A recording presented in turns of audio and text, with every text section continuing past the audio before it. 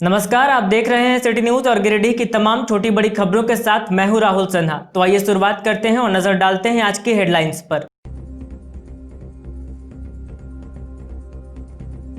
बराकर के समीप पेड़ से टकराया फॉर्च्यूनर वाहन, 14 लोग हुए घायल। सदर अस्पताल में सभी का चल रहा है इलाज। कटिहार से नागपुर जा रहे थे लोग। इंटर में नामांकन कराने वालों के लिए अच्छी खबर। गिरिडीह कॉलेज में इंटर के तीनों संकायों में बढ़ी सीट। प्राचार्य डॉक्टर अशोक कुमार ने दी जानकारी। में अजीबोगरीब ढंग से भीख मांगने वाला गिरोह सक्रिय। दिव्यांग जन कल्याण संघ ने उठाए सवाल। प्रशासन का ध्यान करवाया आकृष्ट। और जमीन विवाद को लेकर जमुआ का एक परिवार पुलिस लाइन में दिया धरना। एसपी को सौंपा ज्ञापन। जमीन विवाद को समाप्त कराने की फरियाद।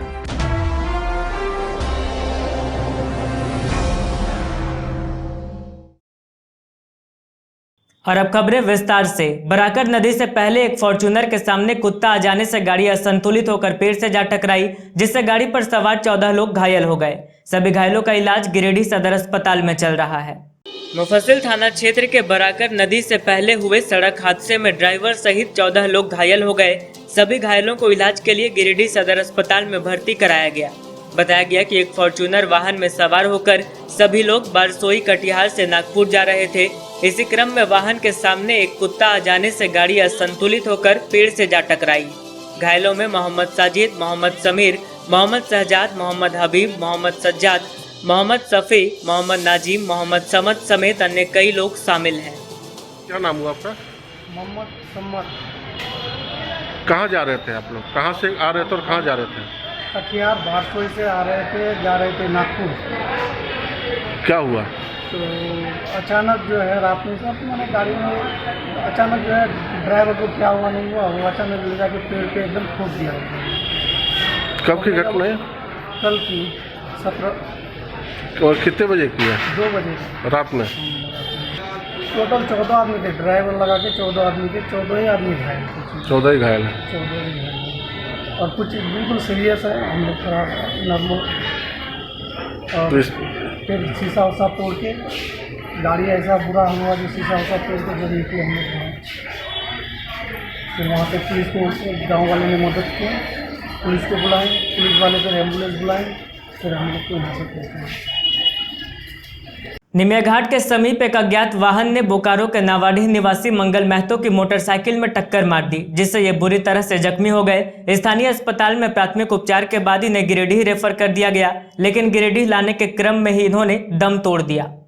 बोकारो जिला के नावाडीह स्थित बरवाडीह टोला के रहने वाले मंगल महतो सड़क हादसे के शिकार हो गए। बताया गया कि मंगल महतो अपने ससुराल तारानारी गए हुए थे। लौटने के क्रम में निमिया घाट के समीप एक अज्ञात वाहन ने इनकी मोटरसाइकिल को टक्कर मार दी, जिससे यह बुरी तरह से घायल हो गए। स्थानीय अस्पताल में प्राथमिक उपचार के बाद इन्हें गिरिडीह रेफर कर दिया गया, लेकिन गिरिडीह लाने के क्रम में रास्ते में ही इन्होंने दम तोड़ दिया। शुक्रवार को सदर अस्पताल में इनके शव का पोस्टमार्टम कराया गया। घटना से परिजन शोकाकुल हैं। बताया गया कि ये अपने पीछे 2 बच्चों को छोड़ कर गए हैं।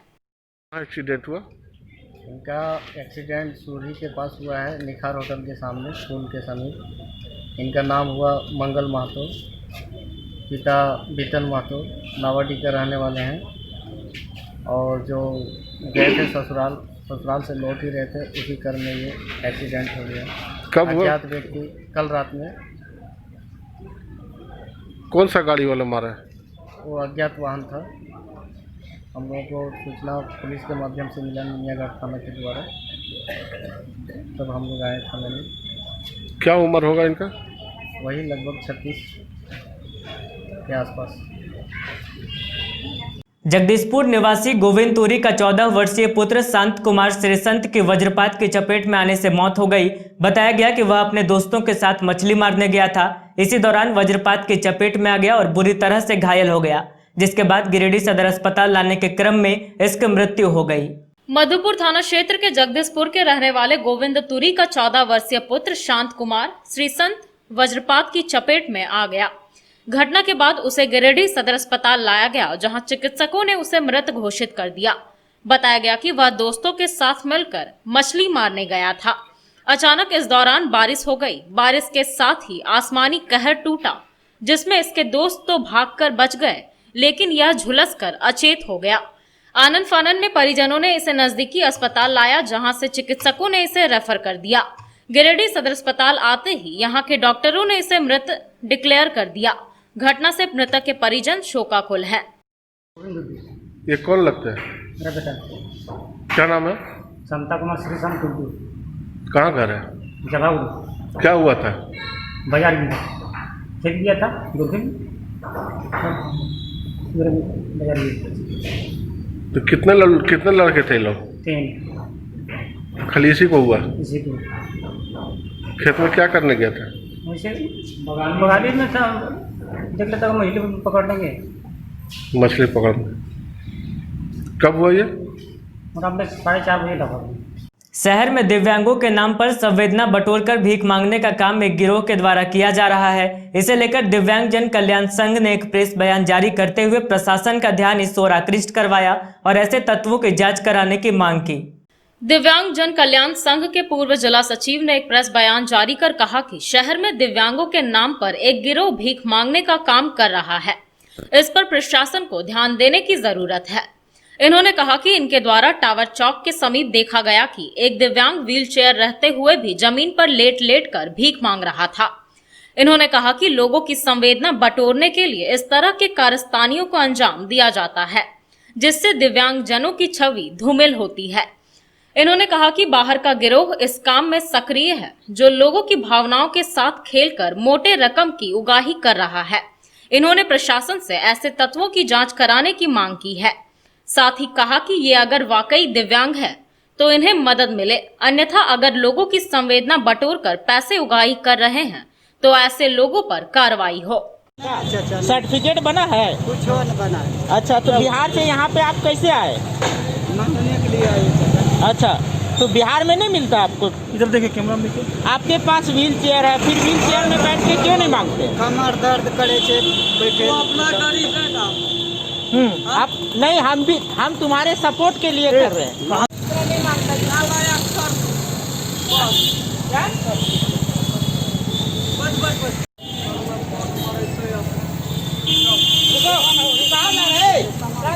हमारा गिरिडीह जिला कोई दिव्यांग इस तरह से नहीं मांगता है। इनको पेंशन मिलता है कि नहीं? पेंशन नहीं मिलता है। अच्छा, सर्टिफिकेट बना है ना। कौन हो तुम इसका? हाँ? कौन हो तुम इसका? भाई है। अच्छा, तो इधर कहाँ रहते? गगनीपुर में। गगनीपुर इधर कहाँ? उधर। अच्छा, तो ये हमें कब से यहाँ पे? यहाँ पर हो गया 500 रुपये। अच्छा, तो ये पैसा जो कमाता है क्या करता है? ये अपने रखता है। अच्छा, तुम इसका भाई है? पापा मम्मी कोई नहीं तुम लोग का? हैं?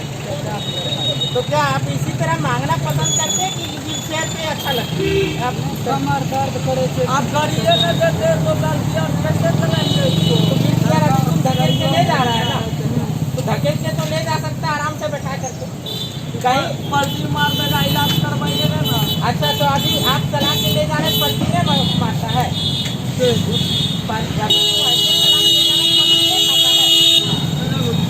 इधर उधर साइड फिर इस तरह मांगते क्यों? अच्छा, माँ बाबू जी कोई नहीं? तो सरकार के पास कभी गए? डीसी के पास कभी मांग की ना ऐसा कि हमको रोजगार चाहिए, हमको बहन का शादी करवाना है, हम इस तरह से मजबूर है मांगने को? मैं दिव्यांग जन कल्याण संघ का पूर्व जिला सचिव होने के नाते आज मैं अचानक से रोड पर जा रहा था तो देखा एक दिव्यांग है और एक सकलांग है। जो सकलांग व्यक्ति व्हील चेयर को दौड़ाते हुए जा रहे हैं और जो दिव्यांग व्यक्ति वो रास्ता पे करवट दर करवट पलटी लेते जा रहे हैं और भीख मांगने का काम कर रहे हैं। जब हमने उनसे जानने का कोशिश किया कि भाई आखिर में मजबूरी क्या है इस तरह का मांगने का, तो उन्होंने साफ कुछ बताने से मना किया।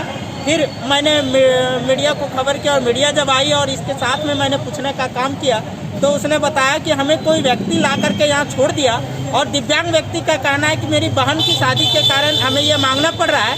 लेकिन सच्चाई ये नहीं है, क्योंकि उसके पास जो सकलांग लड़का है वो उसका साफ कहना था कि छोड़ो हमको जाने दो, भगने दो, हम अपने से आ गए, टेम्पू से आ गए। और दिव्यांग का कहना है कि कोई हमको ला के छोड़ा। इससे ये साफ जाहिर होता है और वो बिहार से आया हुआ है, ऐसा कहना है, कभी उत्तर प्रदेश कभी बिहार, किसी राज्य से आया हुआ है। हमारे गिरिडीह जिला का कोई भी दिव्यांग ऐसा मांगने के लिए मजबूर नहीं है। उनके साथ कोई दिक्कत है तो वो दिव्यांग संघ को संपर्क करके, जिला प्रशासन को संपर्क करके, चाहे वो पेंशन का हो, चाहे वो राशन का हो, किसी भी मामला हो तो उसका हम लोग तक रखते हैं और हम लोग उसको दिलाने का प्रयास करते हैं। इसके साथ किसी ना किसी बड़े गिरोह का हाथ है जो हर एक डिस्ट्रिक्ट में ऐसे लोग दिव्यांग लोगों को बाला फुसला कर लाते हैं और मजबूरन उनसे भीख मंगवाने का काम करते हैं। मैं जिला प्रशासन और राज्य सरकार से आग्रह करूंगा, इस तरह का कोई भी दिव्यांग यदि रास्ते पे मांगते हुए मिले तो सबसे पहले उनकी कड़ी जांच पड़ताल की जाए। यदि उनकी सच्चाई सही है, उनकी मजबूरी सही है, तो उनके लिए मैं राज्य सरकार और भारत सरकार से भी मांग करूंगा कि जिस तरह से वृद्धा आश्रम बना है उस तरह से एक दिव्यांग आश्रम बनाकर उन्हें वहां पे छोड़ा जाए या उन्हें कुछ रोजगार मुहैया कराया जाए, जिससे कि वो अपना लाभ ले पाए। और कोई भी ऐसा यदि गिरोह मिलता है तो उस पर कड़ी से कड़ी कानूनी कार्रवाई हो। धन्यवाद। इंटर में नामांकन लेने के लिए छात्र छात्राओं की काफी भीड़ थी। इस वजह से उन्हें लग रहा था कि सीट फुल हो जाने पर उनका 1 साल बर्बाद हो जाएगा। इसको देखते हुए प्रशासन की मांग पर झारखंड अधिविद्य परिषद ने तीनों संकाय में अलग अलग 512 सीटों की बढ़ोतरी कर दी है। साथ ही बताया कि सोमवार से गिरिडीह कॉलेज में नामांकन के लिए फॉर्म मिलना शुरू हो जाएगा। नामांकन करवाने वाले छात्र छात्राओं के लिए एक अच्छी खबर है। गिरिडीह कॉलेज प्रशासन की मांग पर झारखंड अधिविद्य परिषद ने इंटर के तीनों संकाय के लिए अलग अलग 512 सीट की बढ़ोतरी कर दी है। सीट बढ़ोतरी होने के बाद इंटर में नामांकन करवाने वाले छात्र छात्राओं को काफी सहूलियत होगी। उक्त आशय की जानकारी गिरिडीह कॉलेज के प्राचार्य डॉक्टर अशोक कुमार ने दी। बताया कि इंटर में नामांकन लेने के लिए काफी संख्या में छात्र छात्राएं भटक रहे थे। बहुत सारे छात्र छात्राओं को ऐसा लग रहा था कि सीट फुल हो जाने के बाद उनका 1 वर्ष बर्बाद हो जाएगा। इसी को देखते हुए झारखंड अधिविद्य परिषद से तीनों संकाय में सीट बढ़ाने की मांग की गई थी, जिसके बाद जैक ने हमारी मांग को स्वीकार कर लिया है। बताया कि सोमवार से गिरिडीह कॉलेज में नामांकन के लिए फॉर्म मिलना शुरू हो जाएगा। इंटर एडमिशन के लिए काफ़ी डिमांड होने के कारण हमने जैक को लिखा कि एडमिशन में नंबर ऑफ सीट्स बढ़ाई जाए। तो उन्होंने आज एक विज्ञप्ति निकाला है कि पिछले साल की भांति इस साल भी एडमिशन लिए जाए। 512 इंटर कला में 512 सीट थे और वो करीब करीब भरने के कगार पर थे और 512 सीट का अलॉटमेंट हो गया है, जिसके लिए हम फॉर्म मंडे से लेंगे और उम्मीद है कि सारे लोगों का जो भी 45% से ऊपर है उनका एडमिशन गिरिडीह कॉलेज में हो पाएगा। इतना 512 इंटू 512 मतलब हो गया 10,024 स्टूडेंट अब केवल कला में एडमिशन लेंगे। ये गिरिडीह के छात्रों के लिए बड़ा सौभाग्य की बात है कि उनका जो उम्मीद है उससे हम पूर्ण कर पाएंगे। धन्यवाद। कोविड-19 को देखते हुए यूजीसी ने एसओपी जारी किया है, जिसके तहत लंबे इंतजार के बाद इग्नू के फाइनल सेमेस्टर की परीक्षा शांतिपूर्ण तरीके से शुरू कर दी गई है। शुक्रवार को बनहत्ते स्थित स्कॉलर बीएड कॉलेज में इग्नू की परीक्षा प्रारंभ हुई, जो 1 माह तक जारी रहेगी। परीक्षा के दौरान कोरोना के गाइडलाइंस का नियमानुसार पालन किया जा रहा है। लंबे अंतराल के बाद एक बार फिर इग्नू के फाइनल सेमेस्टर की परीक्षा शांतिपूर्ण तरीके से शुरू कर दी गई है। शुक्रवार को गिरिडीह कॉलेज के आगे बनहत्ते स्थित स्कॉलर बीएड कॉलेज में इग्नू की परीक्षा प्रारंभ हुई, जो 1 माह तक लगातार जारी रहेगी। इस बाबत इग्नू के समन्वयक डॉक्टर अशोक व सेंटर सुपरिटेंडेंट बालेंदु शेखर त्रिपाठी ने बताया कि यूजीसी के गाइडलाइंस के तहत परीक्षा ली जा रही है। इसके अलावा कोविड-19 को देखते हुए यूजीसी ने एसओपी जारी किया है, उसके तहत ही परीक्षा ली जा रही है। बताया कि परीक्षा केंद्र में प्रवेश करने से पूर्व परीक्षार्थियों का टेम्परेचर नापा जा रहा है और सभी को मास्क व सैनिटाइजर दिया जा रहा है। बगैर मास्क के परीक्षा केंद्र में प्रवेश पूर्ण तरीके से वर्जित है। इसके अलावा परीक्षा केंद्र में सोशल डिस्टेंसिंग का पालन भी किया जा रहा है। शारीरिक दूरी का पालन करते हुए परीक्षार्थियों को केंद्र में बिठाया जा रहा है। बताया कि परीक्षा के सफल संचालन के लिए स्कॉलर बीएड कॉलेज के प्रभारी प्राचार्य डॉक्टर शालिनी खोवाला का भी पूरा सहयोग मिल रहा है। इसके अलावा परीक्षा के सफल आयोजन में गिरिडीह कॉलेज के doctor Mrigendra Narayan Singh, scholar BEd के अजय रजक, मनीष जैन आदि महत्वपूर्ण भूमिका निभा रहे हैं।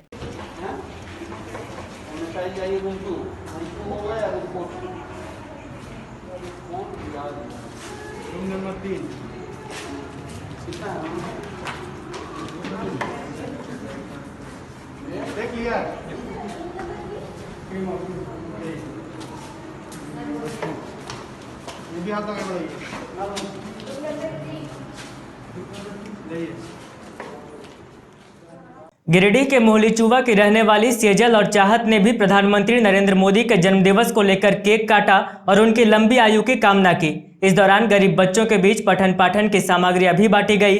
बताया गया कि प्रधानमंत्री की दोनों मुंहबोली बहनें हर साल उत्साह से इनका जन्मदिवस मनाती है। प्रधानमंत्री नरेंद्र मोदी की मुंहबोली बहनों ने मनाया धूमधाम से प्रधानमंत्री का जन्मदिवस। इस दौरान केक काटकर प्रधानमंत्री नरेंद्र मोदी का जन्मोत्सव मनाया गया। वहीं गरीब बच्चों के बीच पठन पाठन की सामग्रियां भी बांटी गई। गौरतलब है कि गिरिडीह के मोहलीचुवा के रहने वाले रामबाबू साहू की पुत्री सेजल और चाहत पिछले कई वर्षों से प्रधानमंत्री नरेंद्र मोदी को राखी भेजती हैं और इन्हें मोदी जी की तरफ से बाकायदा जवाब भी आता है। ये दोनों बहनें हर साल मोदी जी का जन्मदिन भी मनाती है। इस बार भी इन्होंने उत्साह भरे माहौल में यह आयोजन किया, जिसमें अतिथि के रूप में सीआरपीएफ कमांडेंट अनिल भारद्वाज उपस्थित हुए। वहीं मौके पर भाजपा नेता सुरेश साव, सुमन सिन्हा, राजेश जायसवाल, मनोज मौर्य समेत अन्य कई भाजपा नेता मौजूद रहे। यहां तमाम लोगों ने इस दिवस को सेलिब्रेट किया और सेजल व चाहत के जज्बे की हौसला अफजाई की।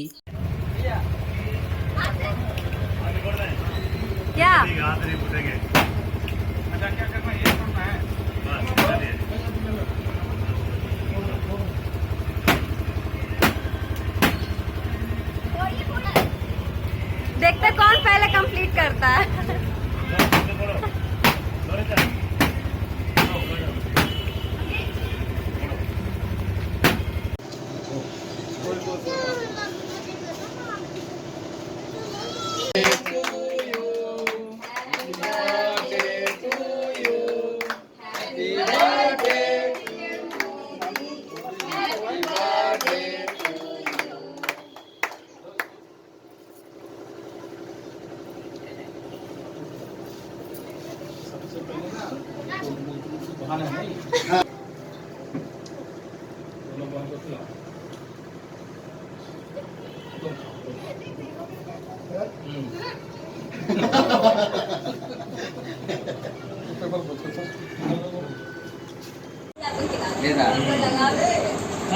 ऐसे लगा दे।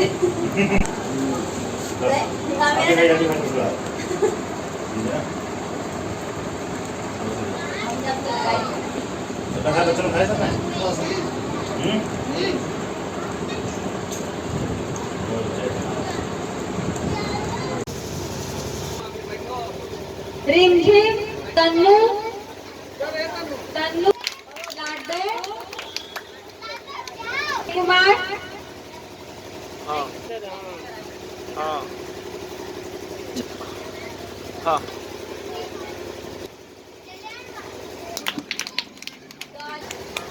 मुस्कान कंचन नैना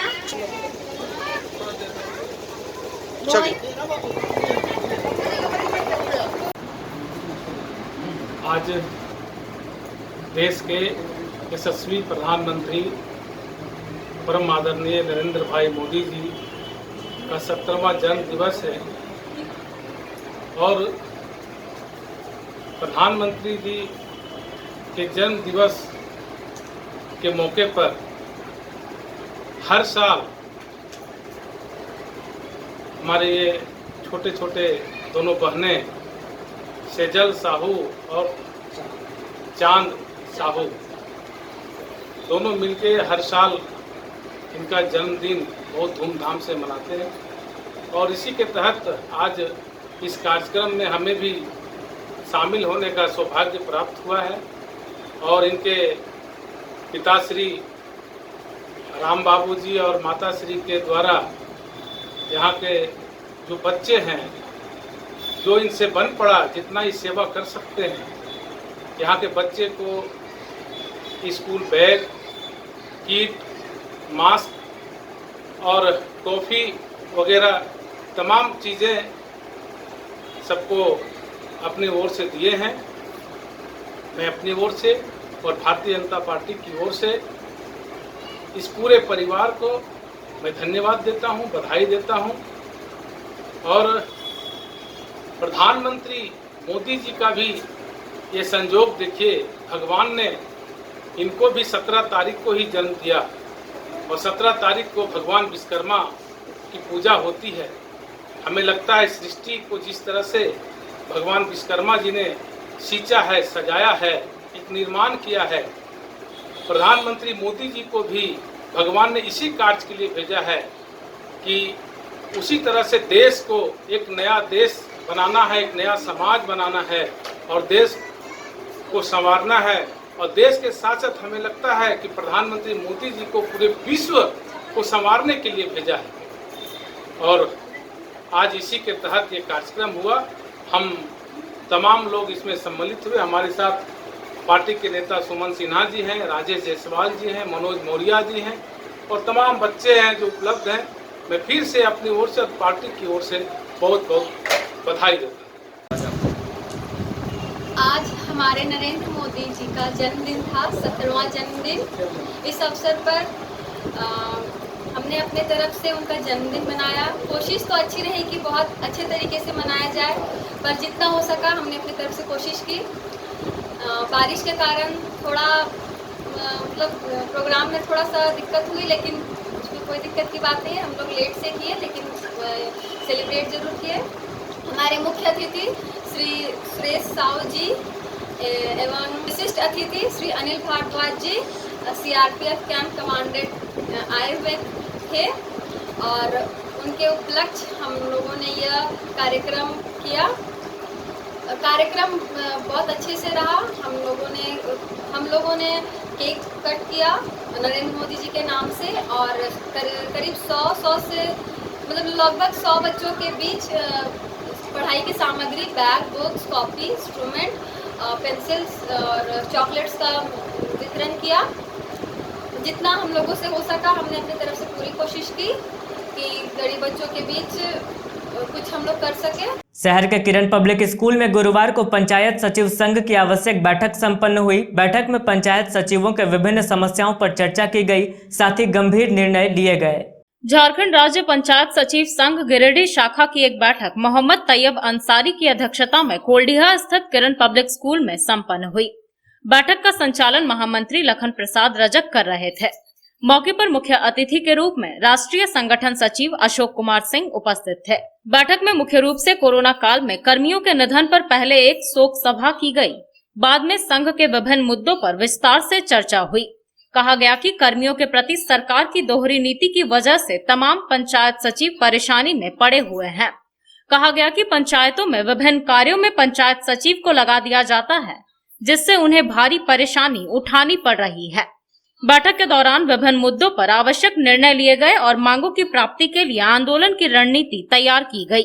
बैठक में मुख्य रूप से रूपलाल महतो, जमुना हजाम, दशरथ यादव, इंद्रजीत महतो, चेतलाल वर्मा, स्टेफन मरांडी, सत्यनारायण यादव, जितेंद्र सिंह आदि लोग मौजूद रहे। आज गिरिडीह में जिला पंचायत सचिव संघ की कार्यकारिणी की बैठक है। अभी कोविड-19 के तहत हम लोग बैठक करना नहीं चाह रहे थे, लेकिन कुछ परेशानी ज़्यादा बढ़ गई, इसलिए हम लोग को बैठक करना अनिवार्य हो गया।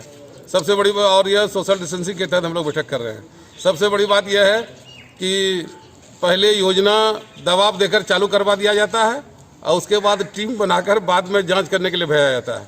हम लोगों ने बार बार प्रशासन से मांग किया है कि जो योजना आप चलवाते हैं, पंचायत सेवक 3-3 पंचायत के चार्ज में हैं, तो कम से कम वीडियो की जिम्मेदारी होनी चाहिए कि बीच में जाके अपना निरीक्षण करें। जो भी वरीय पदाधिकारी जाते हैं बीच में निरीक्षण करें। जब योजना आधा बन जाता है, जब योजना चौथाई हिस्सा में रहता है, जब पूर्ण स्थिति होने में होता है, लेकिन कोई नहीं जाएगा, सबको छोड़ देगा, दबाव देगा, जल्दी करो रिपोर्ट बनाना है। और जब बन जाता है तब इधर से टीम बना के जाएगा और कहेगा पैसा रिकवरी करो। एक मामला यह भी है कि आप अगर कोई योजना में अलॉटमेंट देते हैं, योजना दबाव दे करके चालू करवाते हैं, उस समय आपने कहा नहीं कि क्या रेट होना चाहिए, नहीं होना चाहिए, बाद में कहता है कि आपने बेसी पैसा पेमेंट कर लिया इसलिए आपके वेतन से कटेगा। ये कैसे संभव है? हम पंचायत सचिव हैं, आपने हमको काम करने के लिए अलॉटमेंट पंचायत में दिया, मुखिया और हमने ज्वाइंट चेक एजेंसी को दिया। अगर ज़्यादा पैसा लिया तो कितना पैसा ज़्यादा लिया जब आप चिन्हित करेंगे तब हम एजेंसी से रिकवरी करेंगे। फिर अगर वो एजेंसी नहीं देता है तो सर्टिफिकेट मुकदमा करेंगे। लेकिन हर बात में सबसे सीधा बात कि पंचायत सचिव जल्दी पैसा जमा कीजिए, आपके वेतन से कटेगा, नहीं तो आपके विरुद्ध कानूनी कार्रवाई की जाए। इसका हम लोग विरोध करते हैं और उपायुक्त से मांग करते हैं कि जिले में जितनी योजनाएं हो रही है उसमें जितने पदाधिकारी संबद्ध हैं उनको आप कोटा दें कि आप कितने प्रतिशत आप जांच करेंगे योजना का, कितना प्रतिशत आप योजना का जांच करेंगे। ऐसा नहीं कि कोई जांच नहीं किया और जब योजना बनकर तैयार हो गया तो साल भर के बाद कहेगा कि योजना में गड़बड़ी है, पैसा आप अपना पॉकेट से दीजिए। इसलिए इन सब त्रुटियों को लेकर आज हम लोग मीटिंग कर रहे हैं और इसे यह उपायुक्त से मांग कर रहे हैं कि इस जिले में पंचायत सेवा काफी पीड़ित है। अभी मनरेगा कर्मी हड़ताल पर गए और दबाव दे करके अपना डिमांड दिलवा करके पूरा काम करवा दिया और कल कहेगा कैसे कर दिया। तो एक तरफ दबाव भी दीजिएगा, दूसरा तरफ काम भी कीजिएगा, यह नहीं चलेगा। इन सारी बातों को लेकर आज हम लोग चर्चा कर रहे हैं और हम समझते हैं कि जो ज्ञापन हम लोग उपायुक्त को देंगे, राज्य सरकार को देंगे, उस पर कार्रवाई होगी। और आज हमारा कई साथी का निधन हुआ, हमारे काशीनाथ सिन्हा जिला मंत्री चाबासा थे, उनका निधन हुआ, हमारे पंचायत सचिव विजय भदौनी और प्यारे यादव, ये 3-4 पंचायत सचिव का निधन हुआ था, उनका भी शोक सभा हम लोग अभी कर रहे हैं। इसी बिंदु को लेकर बैठक बुलाया गया है। धन्यवाद। आज हम जिला पंचायत सचिव संघ का जिला मंत्री लखन रजक जो हैं कर रहे हैं, कार्यकारिणी का बैठक चल रहा है। परिस्थिति ऐसा है कि प्रशासन द्वारा ये हम लोग को निर्देश दिया जाता है कि समय पर काम कर दे, अगर नहीं करते हैं वहाँ भी हम लोग जाते हैं, अगर कर देते हैं तो काज के पूर्ण होने के पश्चात हम लोग पर जो है जांच कर वसूली की जाती है। ये कहाँ की समस्या, ये कहाँ का नीति है। दूसरी बात है, जहाँ हमारा साथी अभी हमारा विजयराम भदानी मरा है, बैजनाथ प्रसाद ये काम करने के 90 कोविड के तहत मरा है, जो आप सुने होंगे पेपर में मीडिया में आया था। अभी हमारे साथी जो इसके पूर्व मरे हैं, प्यारी यादव काम के समय में ही मरे, ड्यूटी पीरियड में आपका जमुआ में कुआं में गिरकर। ये सारा परिस्थिति जो हम जिला प्रशासन के समक्ष रखे हैं डिमांड, आज तक हमारा डिमांड नहीं मिल रहा है। और हम पंचायत सचिव जो काम करते हैं आपके आदेश के आलोक में काम करने के बाद उस पर जांच बैठाकर आपके द्वारा पंचायत सचिव पर प्रताड़ित किया जाता है। साफ शब्दों में कहा जाता है, मैं कहीं कतई नहीं है कहने में कि अगर हम पंचायत सचिव गलती करें या नहीं करते हैं, एक अदना भी अगर शिकायत करता है पंचायत सचिव के विरुद्ध तो आप उस पर तुरंत कार्रवाई करते हैं और उनको जो है सो जेल में डाल देते हैं। आज परिस्थिति है नरेगा के में हम समय पर भुगतान नहीं करते तो आप वहां कहते हैं कि आप नरेगा नियम का उल्लंघन किए, आप पर कार्रवाई होना चाहिए, आपके वेतन से उसको लेट पेमेंट भुगतान किया जाए। और जब हम भुगतान कर देते तो आप दूसरी और जई को नहीं दंडित करके आप कहते हैं साफ शब्दों में कि जो उसके संबंधित पदाधिकारी है कि एमबी के कम होने के बावजूद भी आपने भुगतान क्यों किया। तो नरेगा में ही सिस्टम है कि समय पर उसको भुगतान किया जाए। जैसे परिस्थिति में मुझे कहना पड़ रहा है खेत के साथ कि मेरा पंचायत सचिव साथी नरेगा में मजदूर काम किया, भुगतान कर दिया, जई ने एमबी कम किया, उसके एवज में आज उसको जेल में डाला गया। जब रिकवरी की बात है, रिकवरी पंचायत सचिव द्वारा जमा भी कर दिया गया, उसके बावजूद भी उस पर जो है सो मामला कोर्ट में चला जाता है। और वैसे हमारा साथी को आज जिला डिस्ट्रिक्ट जज के द्वारा उसको या जो न्यायालय के द्वारा दोषित बना करके रिजेक्ट किया जाता है और हाई कोर्ट में मैटर चला जाता है, जिससे उसके आने वाला जितने भी संबंधित रिलेशन उसके फैमिली बच्चे पर ये प्रभाव पड़ता है, जिसे मैं काफी पंचायत सचिवों में काफी रोष है। इसलिए मैं आज कार्यकारिणी का बैठक कर रहा हूँ। दूसरी ओर जो हमारा भारत सरकार के द्वारा निर्णय लिया गया है कर्मचारी मजदूर विरोधी नीति, उस पर भी हम भारी आक्रोश प्रकट करते हैं। इसी के साथ ये मैं बात करना चाहता हूँ। जमुआ प्रखंड अंतर्गत खैराबाद के कुछ लोगों ने अपने पारिवारिक सदस्यों के साथ पुलिस लाइन के बाहर धरना दिया और एसपी अमित रेणु को एक आवेदन सौंपा। इन्होंने कहा कि इनकी जमीन भूमाफियाओं ने बेच दी है। जमुआ थाने में इनके आवेदन को स्वीकार नहीं किया गया है।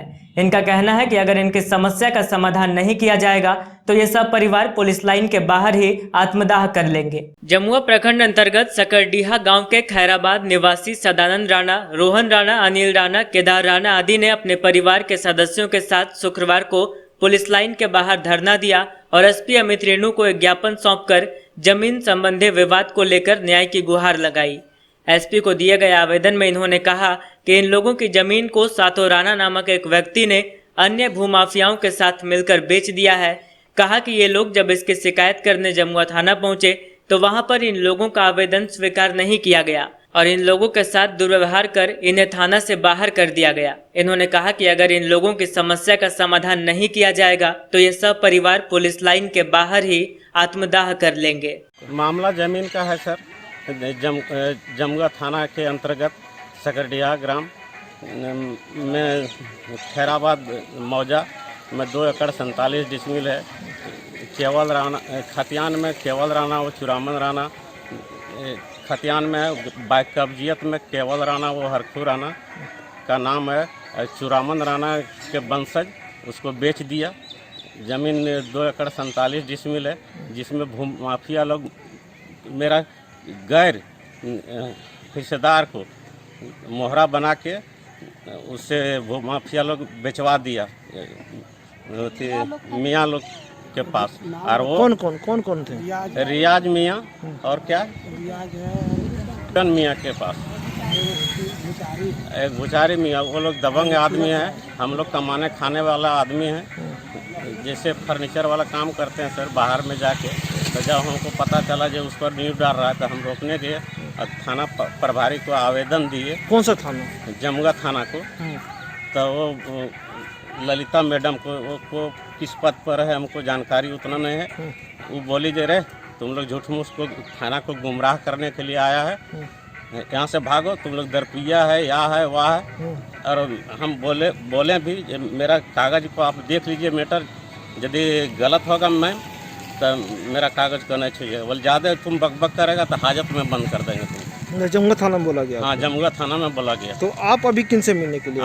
हम तो अभी आए हैं एसपी साहब से मिलने के लिए। हाँ। तब गार्ड लोग बोला कि तुमको मिलने के लिए नहीं दिया जाएगा, ज़मीन का मामला है, मिलने नहीं दिया जाएगा, और तुम ज़्यादा बकबक करेगा तब बंद कर देंगे। तो आप लोग अभी यहाँ पर? अभी मैं धरना पर बैठा हूँ। धरना पर बैठे हैं? जी सर, अनशन में बैठे हैं। यदि मेरा कोई यहाँ से गुहार नहीं लगेगा तो हम लोग सब परिवार दाह कर लेंगे। जमीन का कहाँ पर है जमीन आपकी? कौन सा थाना? जमुआ थाना। क्या हुआ वहाँ? वहाँ गए तो हम लोग को मामला ने थाना का लिया है, ने कोर्ट का लिया है, ने गिरिडीह का लिया। कितना जमीन है आपका वहाँ? 2 एकड़ 47। तो किसके द्वारा वहाँ पर आप लोग का जमीन हड़पा गया? माफिया द्वारा। माफिया द्वारा। आज आप लोग यहाँ आए हैं, क्या मांग करते हैं? एसपी साहब से गुहार लगाने के लिए आए हैं, तो एसपी साहब नहीं ले रहा है गुहार। बाल बच्चा लेके आया है घर से, बिहार घर कर दिया है। क्या काम करते हैं आपके पति? मिस्त्री फर्नीचर का काम करता है मेरा पति। और सब जमीन आपका हड़प लिया आप लोग? अंत में आइए फिर से नजर डालते हैं आज की हेडलाइंस पर।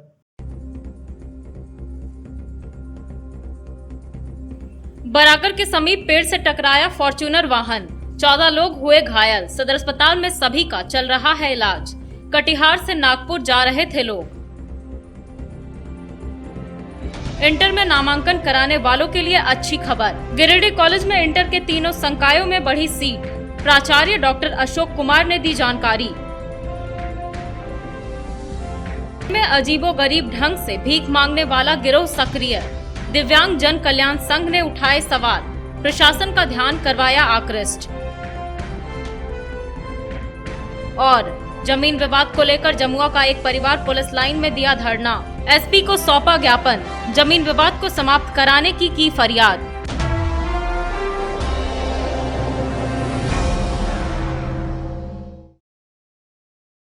आज के अंक में बस इतना ही। अगले अंक में फिर मुलाकात होगी कुछ अन्य खबरों के साथ। तब तक दीजिए हमें और हमारी पूरी टीम को इजाजत। नमस्कार।